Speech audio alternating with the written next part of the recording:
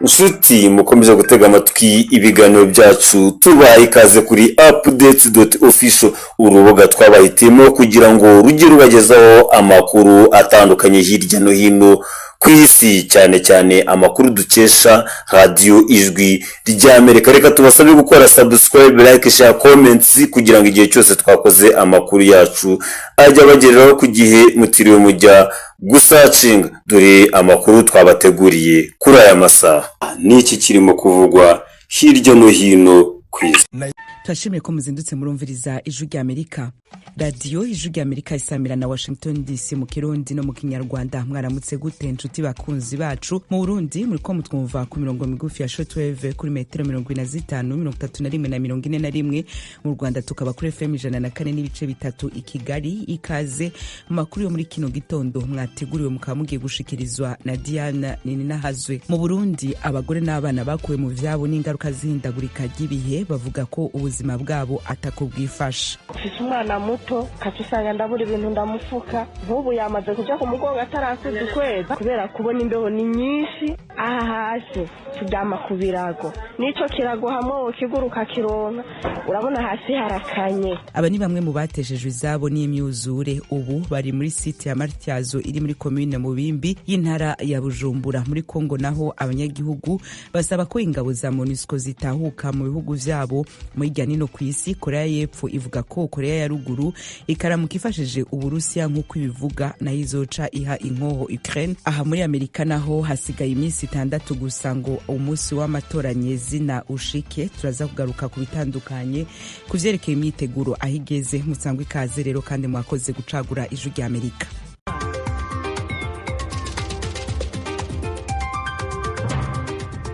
Amakuru yacu tuyahere muri Kongo. Abanyagihugu basaba ko ingabo za MONUSCO zitahuka. Ibindi kuri no nkuru na mugenzi wacu Geoffrey Mutagoma. Kumenya amaherezo y'imwe mu ntambara zangije byinshi kuri iyi si, nyamara mu buryo buteruye bigoye, kimwe no kumenya igihe ingabo z'umuryango w'abibumbye zishinzwe guhagarika iyo ntambara zizarangiriza ubwo butumwa.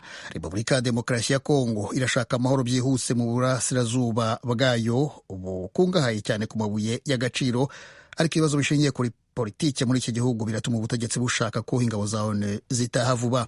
Bivuze ko igice kinini cyo mu burasirazuba bwa Repubulika ya Demokarasi ya Kongo cyasigara kihariwe n'imitwe y'abarwanyi, bityo abaturage babarerwa muri za miliyoni bavanywe mu byabo bagasigara nta ngabo zibarinda n'umutekano bafite. Uko biri kose, abanyekongo benshi bamaze kurambirwa n'ibibera mu gace izi ngabo zikoreramo ku buryo bumva bashaka ko zitaha. Geoffrey Mutagoma urakoze. Hagati aho ishami rya ONU gitaha bimukira naryo OIM mu mpnyapfunyo rivuga ko abataye izabo kwera intambara ibandanya muri Sudani bageze kuri miliyoni 14. Geoffrey, umukuru w'umuryango mpuzamahanga wita ku bimukira OIM Amy Pope kuri uyu wa kabiri yatangaje ko abantu bagera kuri miliyoni 14 bahunze ingo zabo muri Sudani. Aba barimo batataniye imbere mu gihugu bagera kuri miliyoni 11 n'abambutse imipaka bahungira mu bindi bihugu bagera kuri miliyoni 3,100,000.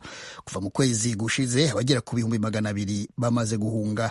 Yavuze ko uyu mubare urimo abavanywe mu byabo mbere y'intambara y'imbere mu gihugu yatangiye mu kwezi kwa 4 umwaka ushize.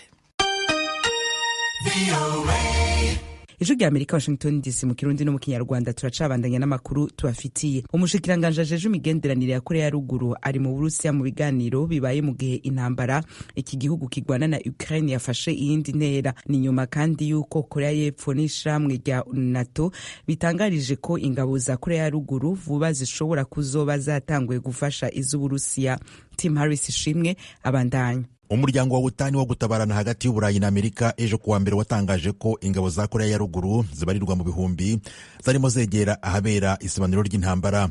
Ibi byatunguye Ukraine ivuga ko ibihano mu rwego rw'ubukungu kuri ibyo bihugu bidahagije, ahubwo ko ikeneye izindi ntwaro n'izindi gahunda zo ku rwego mpuzamahanga byayifasha gukumira ingabo za Korea ya ruguru. Korea y'Epfo iryamiye amajanja kuva yarwana n'iya ruguru hagati y'imyaka 1950 n'1953 yamaganye uwo musanzu ku Burusiya. Bamwe mu bategetsi bayo bahangayikishijwe nuko Uburusiya nabwo bushobora kuzashyigikira umwanzi wabo. Perezida wa Ukraine Volodymyr Zelensky yavuganye na perezida wa Korea y'Epfo Yoon Kun-yeol kuri uyu wa kabiri, amubwira ko Korea ya ruguru ihinduye isura y'iyi ntambara. Korea y'Epfo yavuze ko ishobora gutangira guha intwaro Ukraine niba ingabo za Korea ya ruguru ziyemeje gushyigikira Uburusiya. Amerika yo yatangaje ko itazongera gushyiraho amabwiriza mashya arebana n'uko intwaro iha Ukraine zigomba gukoreshwa niba Korea ya ruguru yinjiye muri iyi ntambara.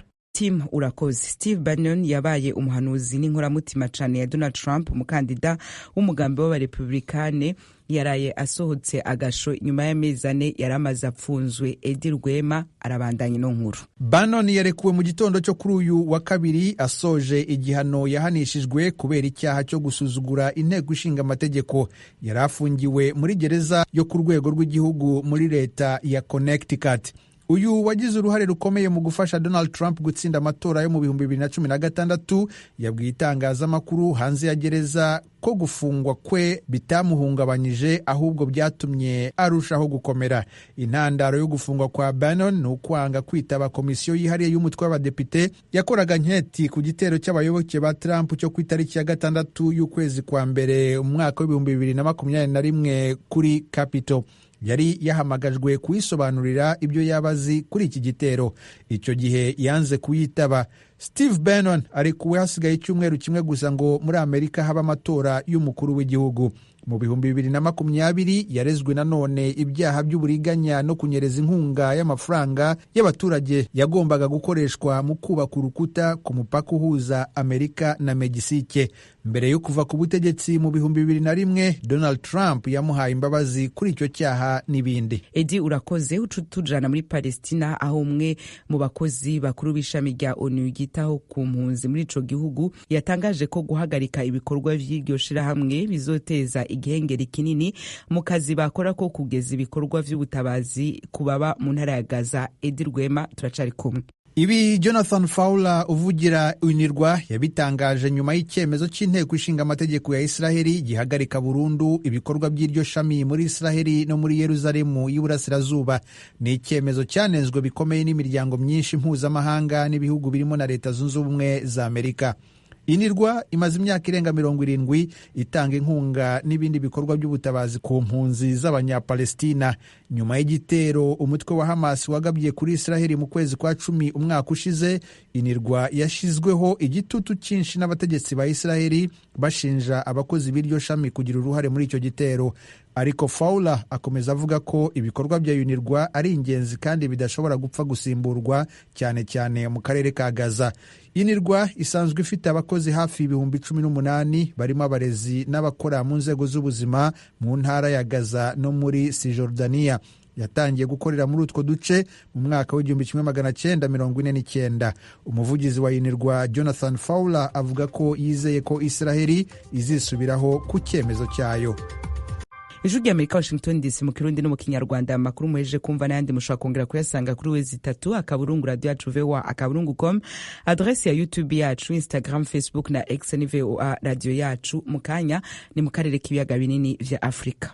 Ayo mu karere k'ibiyaga binini vya Afrika tuyahereye mu Burundi. Ubuzima bw'abagore n'abana bakuwe mu vyabo bahungishwa ingaruka zihindagurika ry'ibihe bwifashe nabi. Abari muri site Matyazo muri commune Mubimbi bavuga ko bataronka uko baryamisha abana, cane cane abakivuka. Kubona amazi yo koza abakivuka navyo nyene n'ikibazo. Inkuru ya Thierry Ndayishimiye i Kigali mu Rwanda. Ufise umwana muto katusanga ndabura ibintu ndamufuka, harakuze ukwezi ariko natanguye kumushira ku mugongo kubera kubona imbeho ni nyinshi. Mwijoro amazi ararakoroka, ukuvuga arararira bukarinda buca kubera imbeho. Uwo ni umwe mu bakenyezi baherutse kubyarira muri site ya Matyazo iri muri komine ya Mubimbi mu ntara ya Bujumbura. Ari mu bahimuriwe bitewe n'amazi ya Tanganyika yateye muri zone ya Gatumba haretecera bimura. Abakunzi b'Ijwi ry'Amerika bamusanze ahetse umwana w'ukwezi kumwe gusa. Uwo mukenyezi yabiganiye ubuzima babayemo ngaho muri iyo site, na cane cane ku muvyeyi afise umwana muto cane ko kuronka aho kumuryamika bigoye cane. Binyorohera kubera turyama turi benshi, ni hatoye. Ufise umwana muto katusanga ndabura ibintu ndamufuka. Uwo muvyeyi amaze ukwezi kumwe abyaye anavuga ko bahangayikishijwe n'isuku rike riharangwa, aho usanga abana babo baguma bagwaye indwara zituruka ku isuku rike. Avuga ko ivyo biterwa no kubata amazi meza bafise. Ikibazo c'amazi rero akabona ko ari intandaro ya byose, kuko bakoresha amazi baguze buri munsi kandi atanu ubushobozi bwo kuyagura bafise. ukavoma ibido y'500 kandi ndi umubyeyi camvoma ibido z'ibihumbi 2,000 cumbwira ibyo 2,000 buri munsi ni ukuvuga kuva mbyara buri bido z'ibihumbi 2,000. Mugenzi we nawe avuga ko harimwo abarara bahagaze kuko aho baryama hameze nabi. Avuga ko n'ikirago baba bashashe hasi basanga carengewe n'amazi, ayandi akamanuka ku mahema babamwo bakisanga aho baryamye batose batanaronka aho bihengeka. Aha hasi turyama ku birago, nico kirago hamwe ukiguruka kironka urabona hasi harakanye uca usanga caboze kubera hasi haguma hakanye hari amazi. Aha kandi bavuga ko hasi haba hatose cane, hakaba naho usanga haraje umukungugu. Bavuga kandi ko hari aho babona ibinyamugera munsi y'umukeka baba baryamye ko rimwe na rimwe bikanabarya. Ibinyamugera bimeze nk'ibinyo kujya ku binyo byo mu wese ukabona gitaragurika kiva munsi. Ikindi abo bakenyezi bavuga nuko aho bavoma amazi yo kugira isuku no guteka usanga ari kure cane, iyo batarose amafaranga yo kuyagura bikabagora cane kuja kuyizanira. Uyu mukenyezi avuga ko hari igihe ahora aja kuyizanira kandi atarakomera umugongo kuko amaze ukwezi kumwe yibarutse bikanamutera ikibazo gikomeye nk'uko abisigura. Ikibazo c'amazi kabisa kiratunanije, ngiye kuvoma ca ntangura kuva kandi kubera nk'umubyeyi ntarakomera umugongo. Umukase usanga amazi amafaranga baduha 235 tusanga bihereye kwayo mazi kandi hano nta n'ikindi kintu dukora umva no kuguma twicaye hamwe y'amasasamenyereye kudandaza. Abo bakenyezi basaba ko leta yobagarukira vuba nk'ababyeyi bafise abana bato kuko bakenera uburyo bwinshi bwo kugira isuku ribakwiye. Ikintu dusaba tworonka ahantu tuba, dufate uri mu kazu k'iwawe uramenya uko upanga ibintu, ariko kubera usanga turi abantu benshi, umwana muto, impuzu n'ikibazo, twosaba ko bodufasha kabisa tukaronka ahantu turyama hameze neza.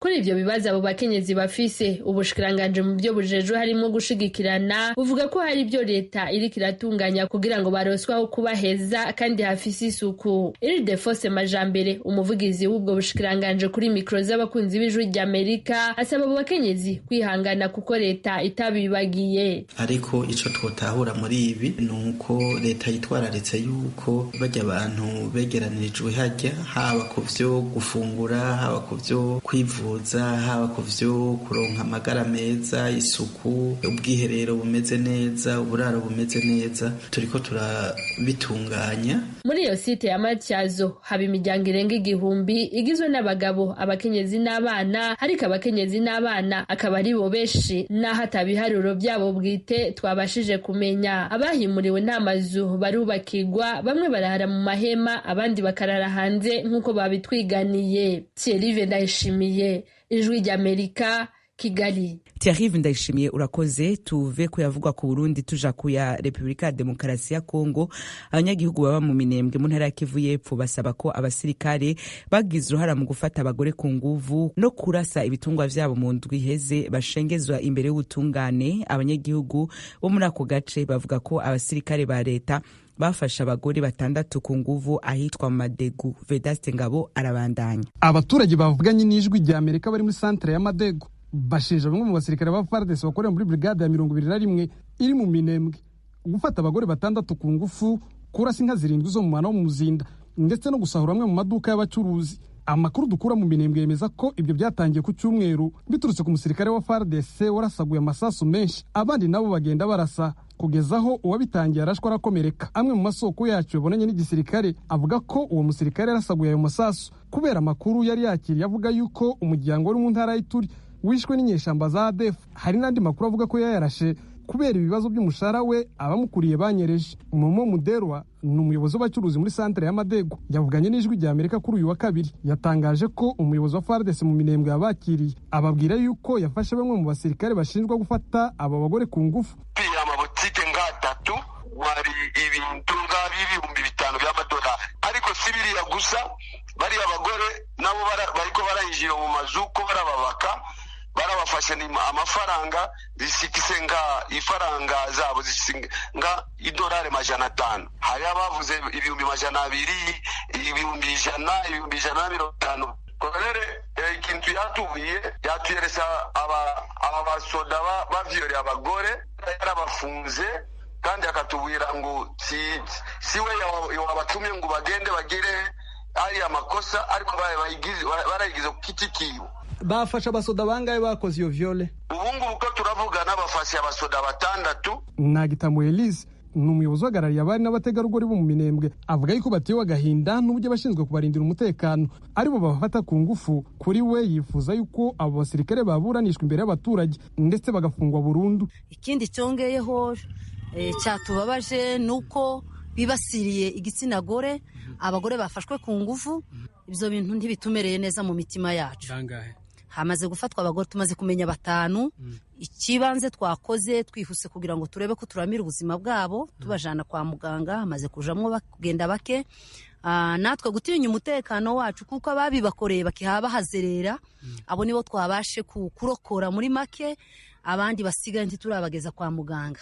Usibye gusahura ndetse no gufata ku ngufu abagore, aba basirikare muri brigade ya 21 bashinjwa no kurasa inka z'abaturage. Bamwe mu bagabo mu Muzinda igisirikare cya Kongo cyarasinka bavuga yuko kuri uyu wa mbere ubuyobozi bwa brigade ya 21 bwabemereye kuzibishura. Santos Mufashi umuyobozi wa societe civile mu Minembwe asaba ko ubuyobozi bwa FARDC bwahindura brigade ya 21 bakabazanira izindi ngabo kuko izi zimaze iminsi zikora amakosa arimo guhohotera abaturage. Akavuyo kari mu Minembwe turasaba guhindurirwa gusa bano bayobozi baraha bakava. Abayobozi babande basoda brigade iranga witwa Jean Pierre Ruamba na staff ye yose kubera abaye bicinka z'abaturage baraje ku protege abantu bagasenya imihana muri centre ville. Nta yindi ndambara dufite hirya no hino, ntagize iminsi ahohotera abantu akabafunga. Uyu munsi niwe bafunguye Zakayo ngo drone yaragiye. Sinamenya ko niba nta mafaranga yatanzwe n'ibyo twari ko dupfa nabo. Mu amasomo umugabo w'imyaka 70 bohereze drone yabo ko bazayitelekomanda aho yaguye ntazazi, baramufunze baramutortiye baramumenashije ngo natanga amafaranga. Twavugishije umuvugizi w'igisirikare muri secteur opérationnel Sokola de Sud Kivu ntiyafata telefone yacu. So bwa mbere abasirikare ba FARDC barasha amasasu mu baturage muri centre ya Minembwe mu mwaka wa 2021. Hari abagore 4 n'umusore umwe bishwe barashwe na FARDC babarashe bavuye mu giterane cyo gusengera amahoro ndetse no gusaba ko FARDC yarekura umwe mu basore yari ifunze. Abo basirikare barasha abaturage barafashwe barafungwa. Vedase Ngabo, Ijwi rya Amerika, Uvira. Inshuti mutwumva, amatora rusange azaba muri Leta Zunze Ubumwe za Amerika tariki ya 5 y'uku kwezi kwa 11 gutaha. Muri ayo matora abanyamerika bahanze amaso abanyapolitiki babiri bariko bahiganira ikibanza c'umukuru w'igihugu.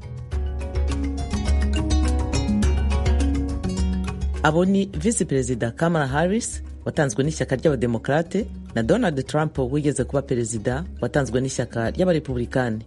Tubatumiye kuzitabira ibiganiro byacu. Ijwi rya Amerika, Washington DC, mu Kirundi no mu Kinyarwanda. Umugwiza atunga rurangiranwa Jeff Bezos akaba na nyene ikinyamakuru Washington Post yashigikiye icemezo c'ico kinyamakuru co kutagira umukandida perezida muri Amerika gishigikira. Ni nyuma yaho hari amakuru yuko iki kinyamakuru catakaje abafatabuguzi bo kuri internet barenga 200,000 kubera iyo ngingo. Tim Shimwe aratubwira ibindi kuri no nkuru. Iki cyemezo cyatambamiye ishyigikirwa ry'umukandida w'ishyaka ry'abademokrate Vice Perezida Kamala Harris nk'uko byatangajwe na radio yigenga yitwa National Public Radio NPR. Kandi abantu benshi babinyujije mu butumwa ku rubuga rw'iki kinyamakuru banenze Bezos, umuherwe usanzwe ari nawe washinze sosiyete Amazon n'urubuga rwayo rukorerwaho ubucuruzi bwo kuri murandasi, ndetse n'ikigo Blue Origin gikora ibikoresho byifashishwa mu ngendo zijya mu isanzure. Mu gusubiza kuri uku kunengwa, mu gitekerezo yatangaje mu ijoro ryo kuri uyu wa mbere, Bwana Bezos yavuze ko benshi mu bantu bibwira ko itangazamakuru ribogamye. Yongeyeho ko Washington Post n'ibindi bitangazamakuru bikwiye kongera icyizere bigirirwa. Bwana Bezos yavuze ko nta mukandida wamenyeshejwe cyangwa ngo agishwe inama kuri iki cyemezo, kandi ko nta kiguzi cyangwa ingurane yatanzwe ngo gikunde gifatwe. Uyu muherwe yongeyeho ko nta sano iki cyemezo gifitanye n'inama umuyobozi mukuru w'ikigo Blue Origin yari yagiranye na Donald Trump, kandida perezida w'ishyaka ry'abarepublikani umunsi gifatwa. Umunyemari Bezos yanditse ati, gutangaza ishyigikirwa ry'abakandida ntacyo bimara mu kugaragaza imigendekere y'amatora, ahubwo mu by'ukuri birema imyumvire yo kubogama, imyumvire yo kutagira ubwenge. Kubivanaho ni icyemezo gikwiriye kandi cy'ukuri. radiyo NPR yatangaje ko kugeza isaa sita z'amanywa abari bamaze guhagarika ifatabuguzi ryabo muri iki kinyamakuru banganaga n'8% bya miliyoni 2.5 z'abafatabuguzi iki kinyamakuru gifite. Abo nk'uko iyi radiyo ibitangaza barimo n'abafatabuguzi ba kopi zisohoka ku mpapuro. radiyo NPR kandi itangaza ko n'abanditsi b'inkuru z'ubusesenguzi zihariye muri iki kinyamakuru batangiye kwegura umusubirizo. Ubuyobozi bw'ikinyamakuru Washington Post bwanze kugira icyo butangaza kuri ibi ubwo umunyamakuru w'ibiro ntaramakuru by'Abongereza Reuters yabuvugishaga. Mu itangazo yasohoye kuwa gatanu, Bwana William Lewis, umuyobozi mukuru w'ikinyamakuru The Washington Post, yagize ati dusubiye ku mikorere soko yacu yo kutagira umukandida perezida dushyigikira. Abanditsi 20 b'inkuru z'ubusesenguzi zihariye mu nkuru y'ibitekerezo basohoye ku rubuga rw'iki kinyamakuru banenze iki cyemezo. Bagize bati icyemezo cya The Washington Post cyo kudashyigikira umukandida mu kwiyamamariza ubuperezida ni ikosa rikomeye. Abo bongeyeho ko iki cyemezo kigaragaza ugutezuka ku myemerere shingiro mu by'itangazamakuru y'ikinyamakuru dukunda The Washington Post. Ijwi ry'Amerika ubu naho ni umwanya tubashikiriza ikiganiro Amerikana kigaruka ku vyaranze Amerika muri kahise no muri kubu icuno munsi magiteguriwe na Thomas Kamirindi. Mwaramutse neza. Abaturage ba Leta Zunze Ubumwe za Amerika barimo baratora umukuru w'igihugu kugera ku wa kabiri w'icyumweru gitaha tariki ya 5 y'ukwa 11. Ariko rero mu by'ukuri siwe barimo baha amajwi yabo, ahubwo barimo barashakira buri kandida abatora bakuru bagize icyitwa koleje y'abatora. Ni bantu ki bo batoranywa gute? Ikaze mu kiganiro Amerikana.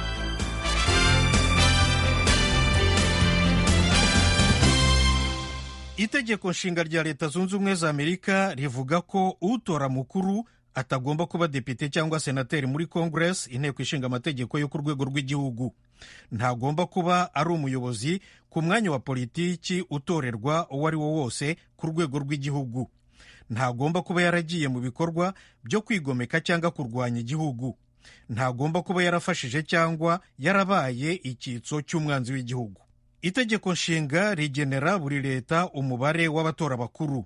Bangana n'abayihagarariye muri Sena no mu mutwe w'abadepite muri Congress. Professor Nathaniel Birkhead ni mwarimu wa siyanse za politiki muri kaminuza ya leta ya Kansas State University. Araduha urugero. Wyoming has one member of the House of Representatives and 2 senators. Wyoming ifite depite umwe n'abasenateri 2 muri Kongre.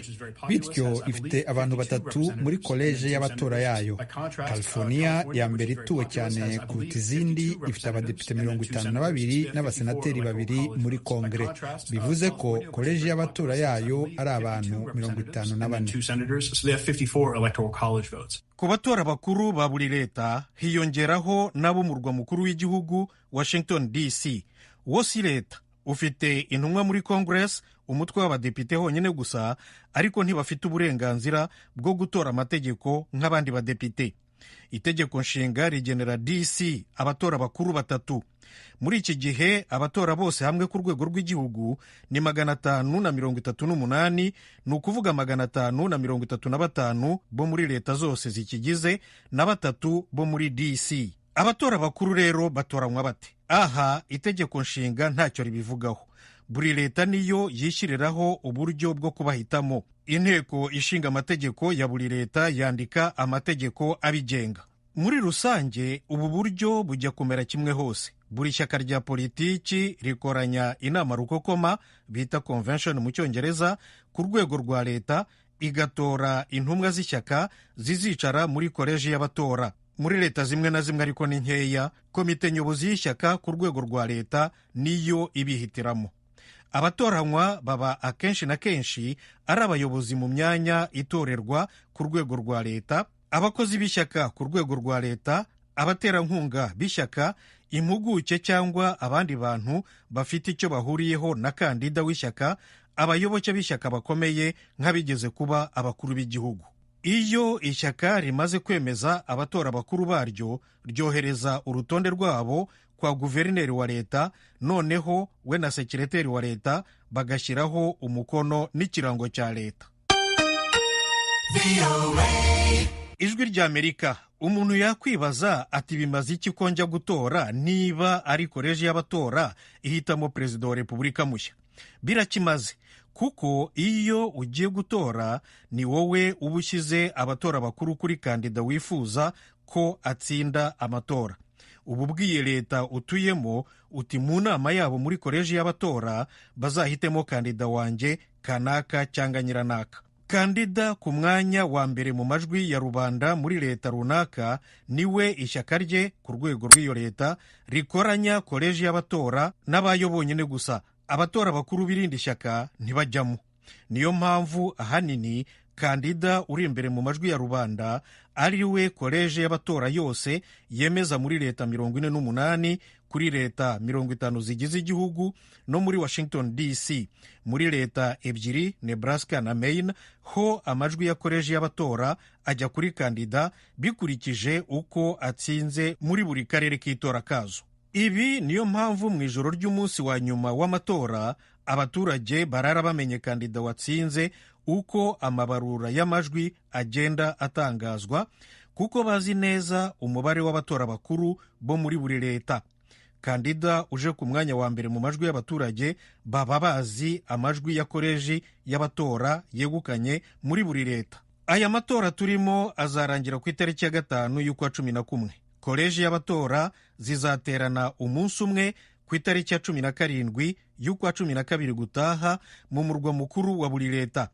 Kandida uzatorerwa kuyobora igihugu muri iyi myaka 4 iri imbere agomba kubona igiteranyo cy'amajwi byibura 270 ya koleji z'abatora zose.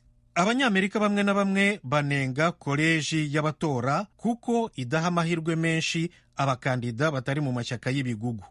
Icya kabiri, kandida runaka ashobora kubona igiteranyo cy'amajwi kinini ku rwego rw'igihugu cyose ariko ntabe perezida wa repubulika. Byabayeho inshuro 5 mu mateka ya Leta Zunze Ubumwe za Amerika, ariko twibukiranye ingero 2 gusa zo mu myaka ya vuba. Mu bihumbi 2000 George W. Bush w'umurepublikani yatsinze amatora, kandi uwo bari bayahanganyemo Al Gore w'umudemokrate yaramurushije amajwi ya rubanda 540. Naho mu bihumbi 2016 Hillary Clinton w'umudemokrate yatsinzwe amatora arusha uwo yatsinze Donald Trump w'umurepublikani amajwi hafi 3,000,000. Ni ukuvuga rero ko igikuru atari igiteranyo cy'amajwi rusange yo mu rwego rw'igihugu cyose, ahubwo ni uguharanira gutsinda muri leta nyinshi bishoboka. Mu mateka y'igihugu yose kugeza ubu abantu batandukanye batanze imishinga irenga 700 yo guhindura itegeko nshinga kugira ngo koleji y'abatora ivemo burundu cyangwa se byibura ivugururwe, ariko nta mushinga n'umwe wigeze ugira icyo ugeraho. Nshuti zacu, ikiganiro Amerika cy'uyu munsi ntagihumurije, mbashimiye ko mwagiteze amatwi. Maze rero mugire umunsi mwiza. Mwari kumwe na Thomas Kamirindi, murakarama.